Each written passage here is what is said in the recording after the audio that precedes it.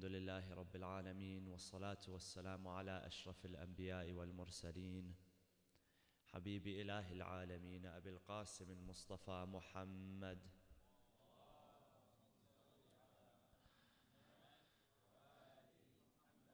وعلى أهل بيته الطيبين الطاهرين المعصومين المنتجبين صلى الله وسلم عليك يا رسول الله صلى الله وسلم عليك يا أبا عبد الله يا رحمة الله الواسعة ويا باب نجاة الأمة يا ليتنا كنا معكم سيدي فنفوز فوزا عظيما. أعوذ بالله من الشيطان الرجيم. بسم الله الرحمن الرحيم. إنما المؤمنون إخوة فأصلحوا بين أخويكم واتقوا الله لعلكم ترحمون. صدق الله العلي العظيم وصلوا على محمد وآل محمد.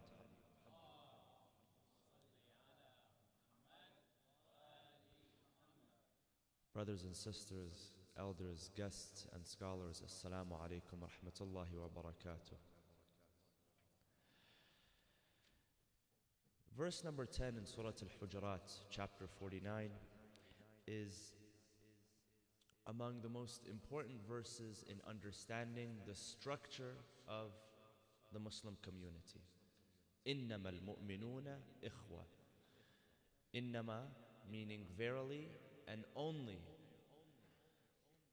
are the believers counted in the community of brotherhood. إِنَّمَا الْمُؤْمِنُونَ إِخْوَةٌ فَأَصْلِحُوا بَيْنَ أَخَوَيْكُمْ وَاتَّقُوا اللَّهَ لَعَلَّكُمْ تُرْحَمُونَ. And this word إِخْوَةٌ, which is the plural of the word أخ, which means brother, appears 4 times in the Quran. Twice in Surah An-Nisa when detailing the inheritance laws. Who receives who, the brothers, the siblings, the sisters, the father, the wife, the children, the grandchildren. And appears 2 more times. Once in this chapter, in Surah Al-Hujurat, chapter 49, and once in Surah Yusuf. And when this proclamation is made that surely the brothers are believers, إِنَّمَا الْمُؤْمِنُونَ إِخْوَةٌ, this gives a meaning of exclusivity. That who are the ones that are considered believers? They are brothers. And this begs the question is that where does our allegiance and loyalty lie? And who is considered within this community of believers? And another question that is born from this is that if somebody chooses to voluntarily leave this community, what becomes their fate? And we know that this verse, one of the issues that it addresses is the new community that was established in Medina. Now Surah Al-Hujurat, it begins with verses teaching Muslims, the new Muslims, proper etiquette.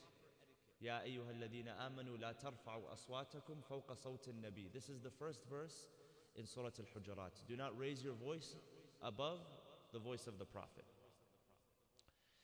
And the rest of the chapter talks about what does it mean to be a brother of one another, and what is the importance of brotherhood. Now, one of the issues that comes up with that is what becomes the result of people who voluntarily want to abandon this community of believers. And some of you have probably been asked this question before, is that or maybe you have been confronted by either co-workers or colleagues or non-Muslims before, maybe on social media or online, is that when it comes to the issue of leaving this community, when it comes to the issues of what is commonly referred to today as apostasy, where does that leave people who want to voluntarily leave the community? And where does the issue of political and social apostasy lie within the discussion, within the Islamic context? Now, when we talk about apostasy today, and first of all, this requires us to be able to look beyond headlines. What does that mean? It means that when an incident occurs in a Muslim country or within a Muslim community, maybe in a non-Muslim country, something which is controversial, the first thing that we see is provocative headlines. When somebody, for instance, in one corner of the globe decides to leave their faith and they are punished by their family, the first thing that we see is a provocative headline. And today, with social media and with online news, with all of the information that is out there, there is also an abundance of misinformation. With all the guidance that one can receive, there's also an abundance of misguidance. And so if we really want to take this issue seriously and study what it means, what does it mean? What does apostasy mean? What are the implications of leaving one's community? We have to be able to, number one, look beyond the provocative headlines. Now, let's begin with the history of the Muslim society. When the Quran says, إِنَّمَا الْمُؤْمِنُونَ إِخْوَةً, this group, this exclusive group of brotherhood, how did it come to be? Well, number one, we know that the roots of this community were established in Mecca, when we had the first followers of the Prophet Muhammad ﷺ come together as a community.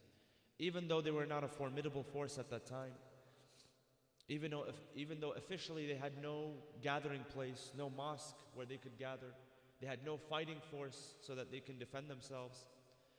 However, once they went to Medina, they migrated to Medina, the situation began to change. And one of the significant events in the life of the Prophet when he first arrived to Medina was the establishment of a charter known as the Constitution of Medina. This is something that you can look up and research these days.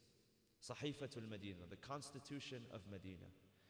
And this constitution was a proclamation that this new community that was formed in Medina, what were the rights of this community? What were the rights of the individuals that were within this community towards one another? Whether they chose to accept the religion of Islam or they did not choose to accept the religion of Islam. Even though most of the people of the city of Medina did choose to accept the religion of Islam, but others stayed upon their religion, such as many of the Jews that lived in Medina.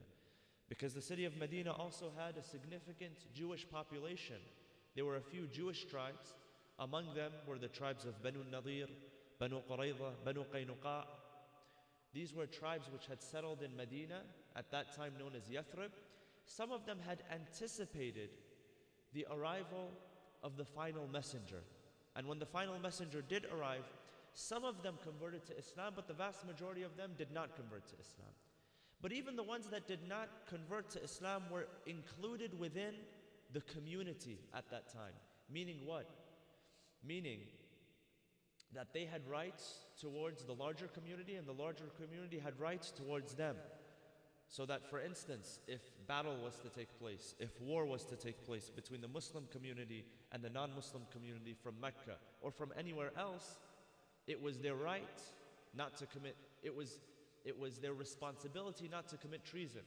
It was their responsibility to protect their brothers even if they did not engage in battle. So you had this idea of a community which was formed around shared values and shared principles. And it's important to understand this, that when we're talking about apostasy, it's equivalent to talking about laws of treason today. If somebody today decides to give up their nationality, or they decide to give up or renounce their citizenship of a certain country. Say, let's take, for example, the United States of America. If somebody decides to renounce their citizenship, what happens? Big deal, nothing.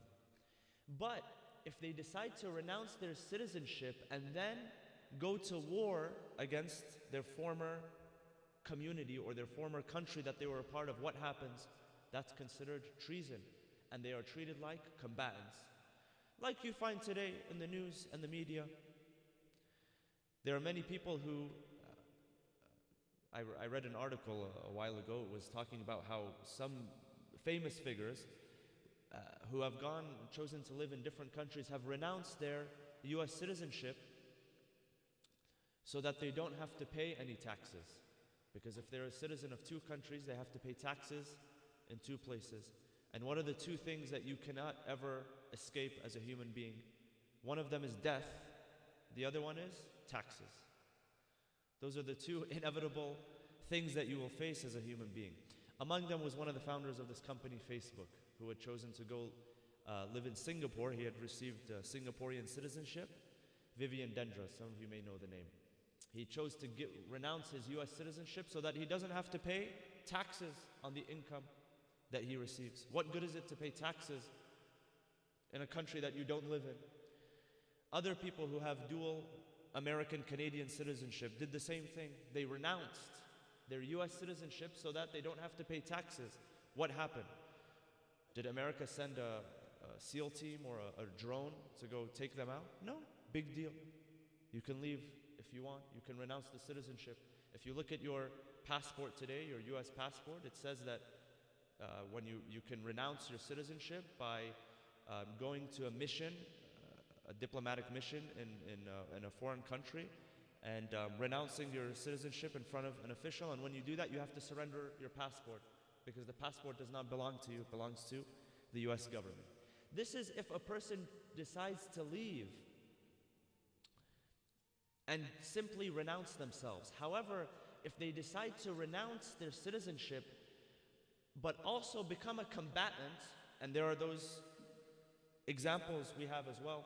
One of those examples was the US-born terrorist Anwar al-Awlaki, the one who was born and raised here and then went to Yemen and began to work with Al-Qaeda. What did America do to him? They sent a drone and a missile and obliterated him. Because this is considered a person who not only renounced the citizenship but became a combatant.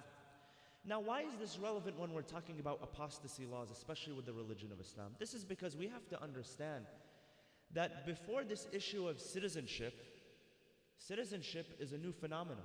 Being a citizen of a country is a new phenomenon. Up until the mid-1800s, societies were not governed by borders and citizenship. In fact, people didn't even have passports back then.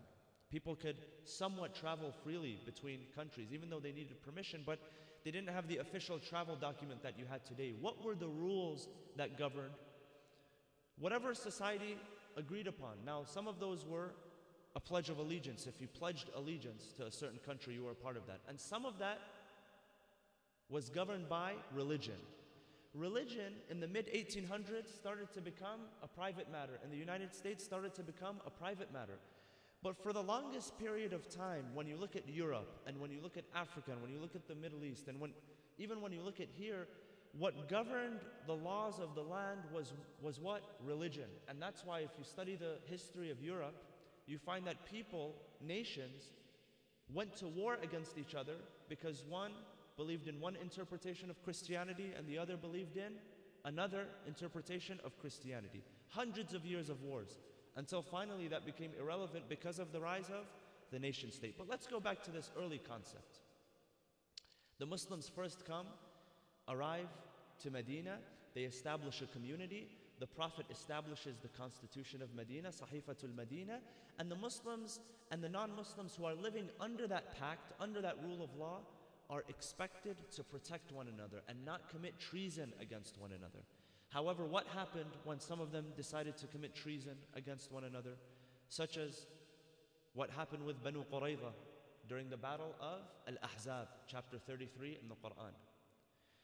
That the coalitions, the Ahzab, they got together after a number of successive losses in order to fight against the Muslims. So what did they do? They came to Medina. Now, if you look at the geography of Medina, Medina could not be approached by an army from the east, west, and south. Because from the east, west, and south, it was either protected by volcanic rock, jagged volcanic rock, and this exists till today. You can go and see the surroundings of Medina, which an army cannot penetrate through, an army cannot pass through, or it is in those areas surrounded by date orchards which have walls. So the only way that it could be approached from with an army was from the north. And so what did the Muslims do? The Muslims and the Prophet sought counsel from his companions, and one companion in particular, Salman al-Muhammadi, he advised the Prophet and the companions to build a ditch. So they built a ditch. And this is why it was known as Ma'rakat. One of the names is Ma'rakat al-Khandaq. Khandaq refers to the ditch. And so they built it to the north of Medina. Now what happened is that the Jews of Banu Qurayza, who were under this pact, they decided to break this pact. They decided to break this pact.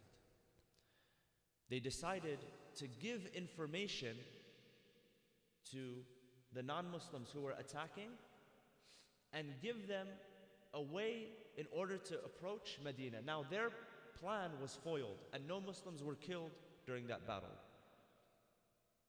And that's why Allah subhanahu wa ta'ala says in chapter 33, وَأَنزَلَ الَّذِينَ ظَاهَرُوهُم مِّنْ أَهْلِ الْكِتَابِ مِنْ صَيَاصِيهِمْ وَقَذَفَ فِي قُلُوبِهِمُ الرُّعْبَ فَرِيقًا تَقْتُلُونَ وَتَأْسِرُونَ فَرِيقًا.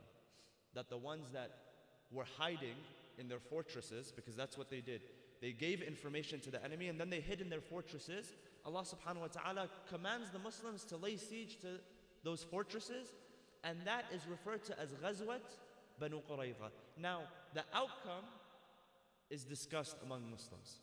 Is discussed today amongst historians. What was the outcome of Ghazwat Banu Qurayza? But the point is that you had an early community and they decided to break that pact, and that's why the Muslims laid siege to them. Another thing to consider is what the Quran tells us in Surah Al-Mumtahana, chapter 60, verse number 1. Bismillah ar-Rahman ar-Rahim. Ya ayyuha alladhina amanu. It says, O you who believe, do not take my adu and your adu, my enemy and your adu, awliya. Do not take them as awliya. And what did we say awliya were? Now, traditionally when you look in the Quran, the term awliya refers to friends or allies, but awliya is more than that. Awliya means those who have wilaya, those who have influence over you, but it can also mean friends and allies as well. Do not take them as awliya. And if you look at the context of this verse, it is said that when the Prophet was about to march from Medina to Mecca for the conquest, for the event known as Fatah Mecca, one of the companions in Medina by the name of Hatib ibn Abi Balta'a, he sent a letter to the people of Mecca, to some of the people of Mecca, requesting protection and security, so that when he arrives with the Muslim army to Mecca, there would be people in Mecca that can accommodate him. So he writes this letter and he sends it in the hands of a bondswoman, a slave girl. His plot becomes known, and so the Prophet sends Imam Ali alayhi salam to intercept this messenger. He intercepts her, he takes the letter, he brings it back to the Prophet. The Prophet sees the letter and he summons this companion, Hatib ibn Abi Balta'a. Now, what happens today if one country wants to invade another country and someone from that country, the invading country, gives information, or let's use common terms, classified intelligence to the enemy? What happens? That's considered an act of treason.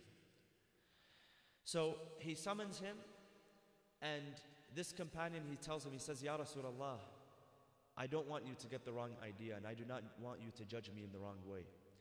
It's not that I had chosen kufr, disbelief, after iman, belief. It's not that I had chosen to renounce my faith.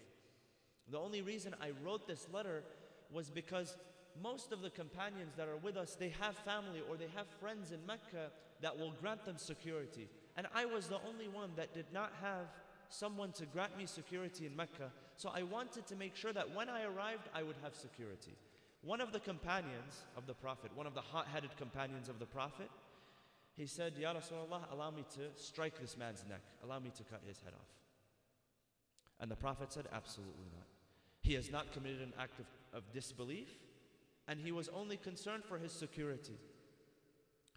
So this gives us an idea that when we're talking about apostasy, it's not a black and white issue. It's not a matter of somebody leaving their faith and then getting crucified or their head chopped off, as when we look at provocative headlines today suggest.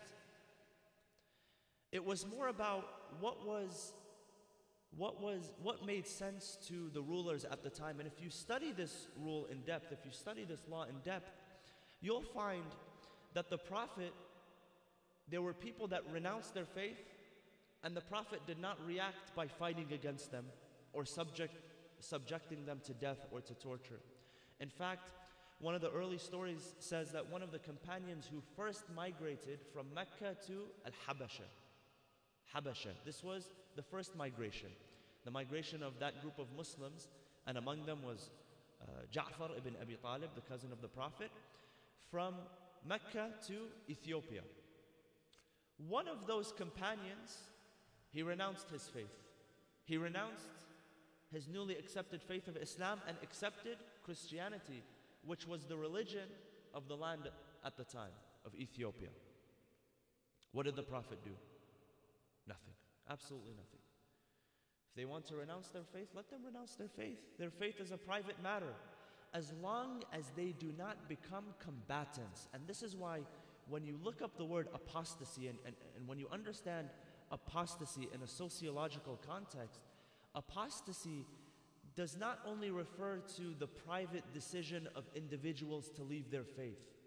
It refers to a public announcement of secession from a group, from a community which has political implications. Only then, when we look at these laws of apostasy which are mentioned in the hadith, and by the way, there are 3 hadith which mention apostasy, leaving religion, only then does it make sense that there is this punishment, because it's a clear act of treason. And when you look at treason today in any country, in any society, what is the punishment for treason? Most of the time it is put to death, whether you're talking about a tyrannical country or you are talking about a democratic country. So it's important to understand these issues and look beyond the provocative headlines. And the reason I mention this in the context of reflecting upon brotherhood and friendship is because some of you may get this question, that why is it that Muslims kill when somebody leaves the faith? Well, just because there are 1 or 2 isolated incidents, and of course, even when it comes to isolated incidents, every life is valuable. We do not downplay that fact. But if we truly want to understand what Islam says, we'll look into the history of how the Prophet considered apostasy laws, and how those who succeeded the Prophet also considered apostasy laws. Sallu ala Muhammad wa ali Muhammad.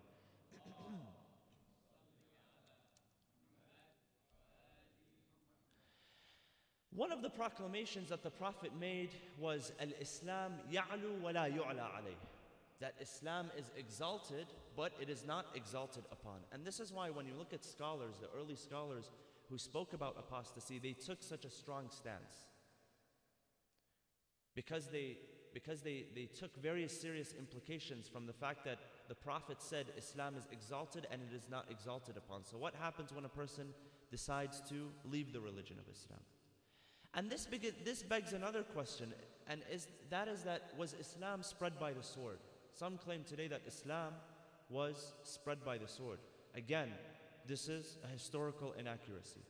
If you study the spread of Islam throughout the world, beginning with the places which were most immediately connected to Arabia, such as Iraq, such as Persia, such as Egypt, you find that the populations, the native populations of those countries, for the most part, remained on their faiths for a very long time. Now, why is it that people will say that Islam was spread by the sword? Because eventually, most of the populations did become Muslim, which means that the local populations saw that Islam had some truth to it. And God forbid that Islam has any truth to it. God forbid.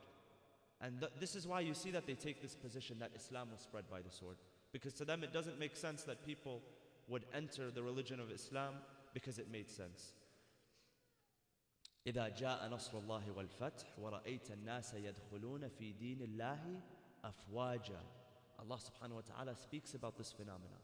That when the true victory is when you see people enter the religion of Islam, afwaj. Afwaj means large, in very large groups. And this actually materialized towards the end of the life of the Prophet. Towards the end of the life of the Prophet in Medina, you had entire tribes who came to Medina to accept Islam. Sometimes a representative would come from that tribe to Medina, accept Islam, and then go back and teach Islam to their people. Now what happened after that, and this is another issue that ties into apostasy, the events which were known as Hurub al-Radda. Now we're not here to say that this was correct or not correct, or what they did or what they should have done, but this word Radda is synonymous with apostasy. That what we understand is that there were groups of people who had accepted Islam during the life of the Prophet, but after the life of the Prophet, some of them turned away, and some of them did not turn away, but they were perceived to turn away. Such as the group of Malik bin Nuwayra. And Malik bin Nuwayra was a man who accepted Islam during the life of the Prophet. And he was a believer, and he was a trustworthy man. So much so that the Prophet made it the responsibility of Malik to collect the zakat of his own people. Usually, the Prophet would send a messenger to collect the zakat, the religious taxes, but he kept Malik because he was trustworthy as a collector of the taxes. And after what happened after the death of the Prophet and the new leadership came in, Malik was among the people who rejected that new leadership. And you can read the history and the details. Many books of history, and amongst those books is An-Nas wal-Ijtihad, Sayyid Abdul Hussein Sharafuddin. The details are in that book, in that text. That he resisted the new leadership, and he was labeled as an apostate. And he was murdered, he was killed and beheaded by Khalid ibn al-Walid. Other than that, you had other tribes that truly rebelled. Some of them decided just to leave Islam. Some of them, however, decided to leave Islam and fight against the Muslims. And there are a number of personalities who led their people against the Muslims. Now, when we look at that in modern thought, and when we understand the relationship between religion and communities, and now today, that it's not so much that religion dominates the law of the land, it is secular government that dominates the law of the land. And the 20th century saw the decline of religion being the law of the land. It became more of a private matter. Not the decline of religion as a whole, but the decline of religion as the law of the land. Secularism came on the rise. And you had the rise of the nation state. And people, instead of fighting in the name of religion, they began fighting in the name of what? A flag. National security, instead of being about protecting the parameters of a religion, national security became protecting the parameters of what? Of the borders of a country. So it's really not any different when we look at religious versus political apostasy. The idea of apostasy still exists today, even within democratic countries. However, the idea has shifted. It's no longer religion, now it's people don't die for a religion, they die for a flag. And that's why, and this leads us to our second point, that's why people you find in any country and in any society, they will protect the flag. They will protect the banner.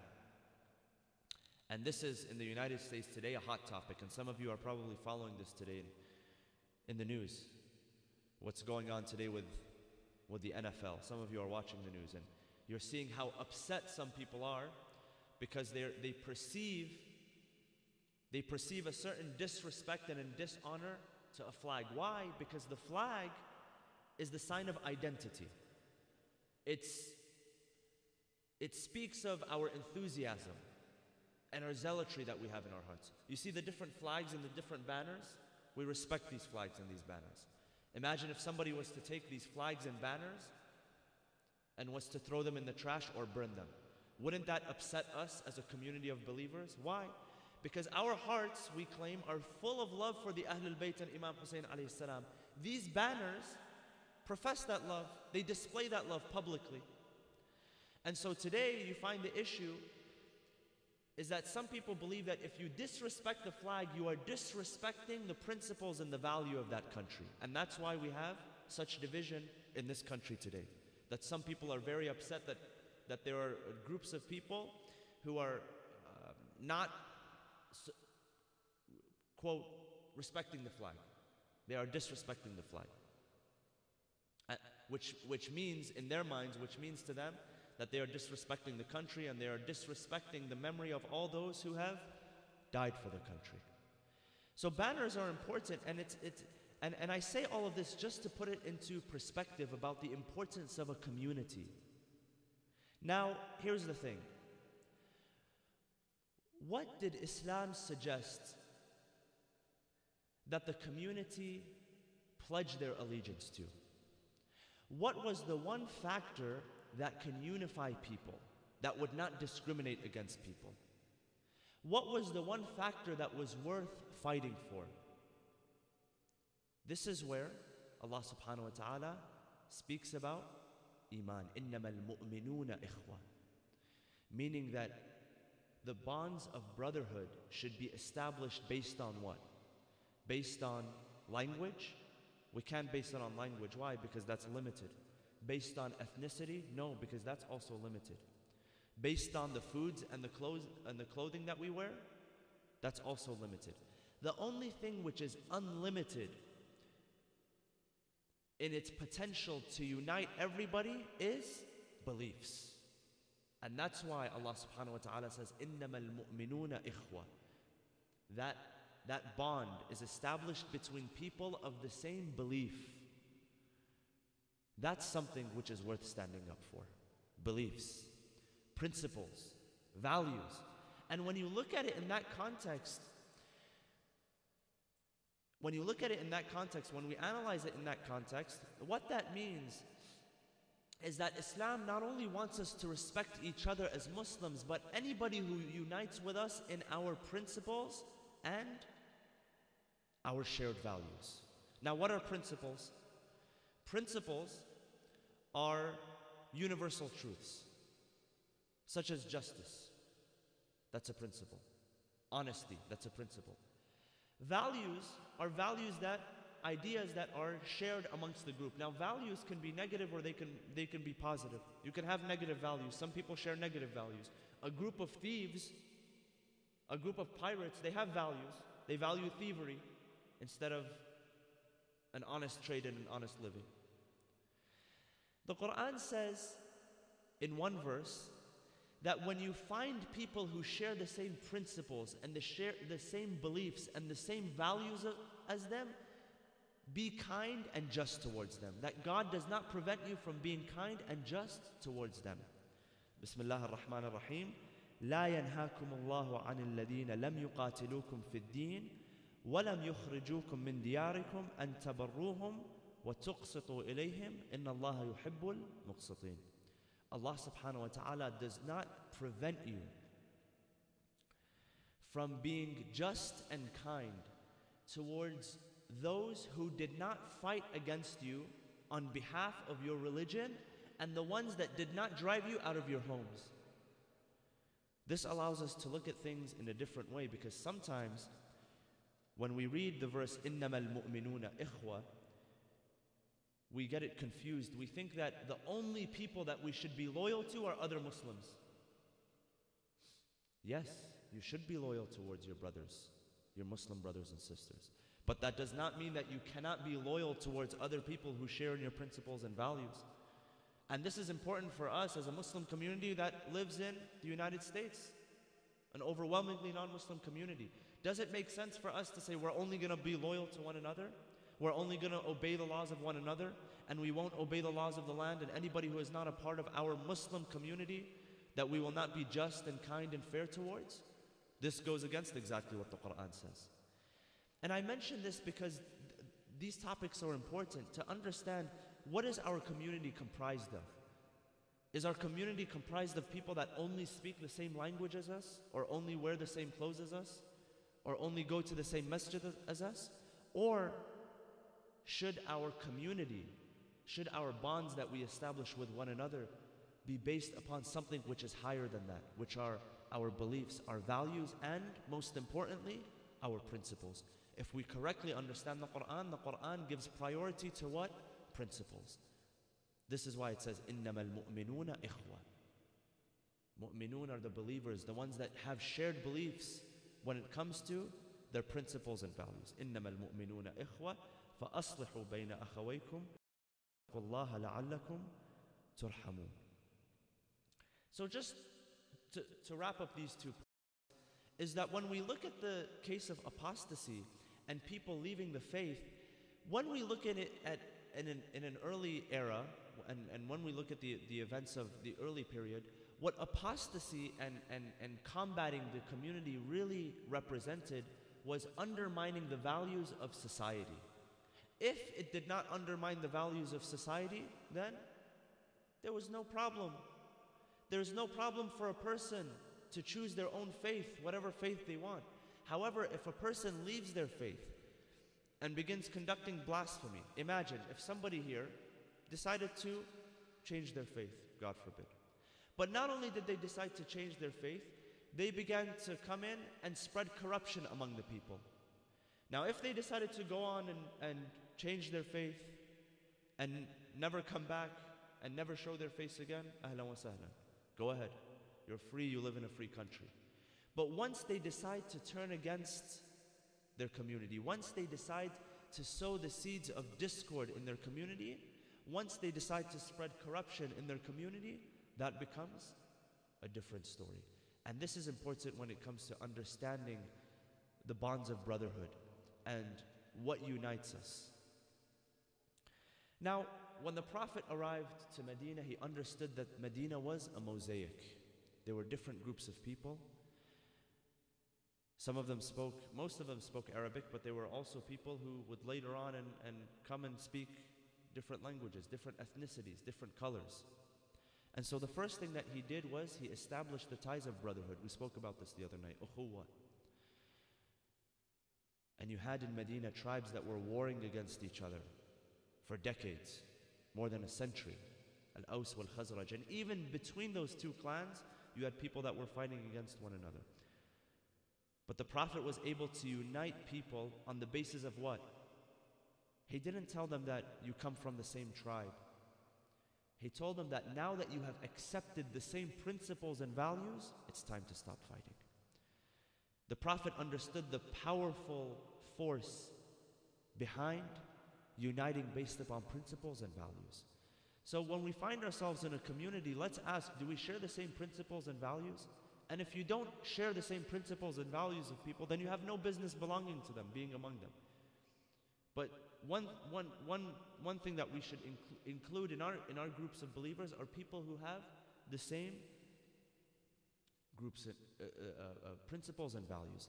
And the Prophet after that reminded the Muslims not to allow people to sow the seeds of discord. And this is why there are many traditions, such as the tradition that commands us to love for ourselves what we love for other people, and love for other people what we love for ourselves. This is the epitome of brotherhood. One of the mentions of brotherhood in the Quran is in Surah Yusuf. And we all know what happened to the Prophet Yusuf. After everything that took place between him and his brothers, after them tossing him in the well and him emerging and being taken as a slave, being sold, coming to the service of the king, and finally being tossed in jail for many years, and after that building his way up until he became a minister and an implementer. After he sees his family, what does he say? Finally, when he unites with his family, and this is towards the end of Surah Yusuf, he says, وَقَدْ أَحْسَنَ بِي, speaking about Allah subhanahu wa ta'ala, وَقَدْ أَحْسَنَ بِي إِذْ أَخْرَجَنِي مِنَ السِّجْنِ وَجَاءَ وَجَاءَ بِكُم مِّنَ الْبَدْوِ مِن بَعْدِ أَن نَزَغَ الشَّيْطَانُ بَيْنِي وَبَيْنَ إِخْوَتِي. Allah subhanahu wa ta'ala was benevolent. Even though my brothers, the shaitan got between us. Even though they did wrong, He did not blame them. Even though the fault was theirs, He did not blame them. He understood that this was just a matter of the shaitan. And so sometimes we need to reevaluate our relationships within the community that we're in. Is that sometimes when fault happens, we need to not blame others. We need to sometimes take responsibility. We need to understand that these bonds of brotherhood, this bond of brotherhood that we have with one another, sometimes the shaitan will try to get in between us and try to sow the seeds of discord. And the only way that the shaitan will be able to get between us is if we forget about the principles and the values that unite us with one another. And this was what contributed to the strength of the camp of Imam Hussein alayhi salam. Is because that group of people, although they were only 72 or 110 or however many the number was, although they were much smaller in number than the 30,000 or the 100,000, but they united on the same beliefs and principles. That's why their strength is recognized today, those companions. And the person that stood beside Imam Hussein alayhi salam was his own brother Abu al-Fadl al-Abbas, and this is the night that we commemorate Abu al-Fadl al-Abbas. The man who stood by his brother from day one. The man who protected his brother and his family from day one. The man who was given a choice to leave. On that day, they approached him because of a maternal relationship that he had. They approached him and they said that, turn away against your brother and we will welcome you with open arms. Imagine under the heat of that day, in that thirst, and Abu al-Fadl al-Abbas refuses. What good is it if we were to abandon our principles and our values? Who are we if we abandon our principles and values? If we do not stand for our principles and values, then we will fall for anything. So Abu al-Fadl al-Abbas refused, and on that day, after all of the companions went out into battle one by one, it came time for the family of Imam Hussein alayhi salam. It's said that the first to go out into the battlefield from the family of Imam Hussein was Ali al-Akbar, which we will mention in a few nights. But after those family members, one by one, came Abu al-Fadl al-Abbas, the standard bearer, the flag bearer. He comes to his brother Hussein alayhi salam, and he says, my dear brother Sayyidi Aba Abdullah, I can no longer hear the sounds of the children screaming al-atash, al-atash, after 3 days of not drinking water under this burning sun. I cannot stand what these hypocrites are doing to us. Allow me to go out into the battlefield. Allow me to go out and fight them. Imam Hussein alayhi salam looked to his brother Abu al-Fadl al-Abbas. He said, my dear brother, anta hamilu liwa'i wal alamatu min ba'di. He says, you are the standard bearer. You are the flag bearer. If the flag falls, if the standard falls, then who is going to hold up our flag?